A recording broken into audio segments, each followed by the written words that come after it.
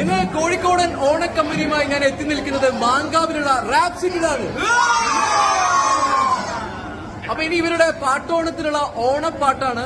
Already ഇവര് ഭയങ്കര fit ആയിട്ടുള്ള സ്ട്രോങ് ആയിട്ടുള്ള ടീം ആയതുകൊണ്ട് തന്നെ ഭയങ്കര വൈബിലുള്ള ഒരു പാട്ടാണ് ഞാനും പ്രതീക്ഷിക്കുന്നത്.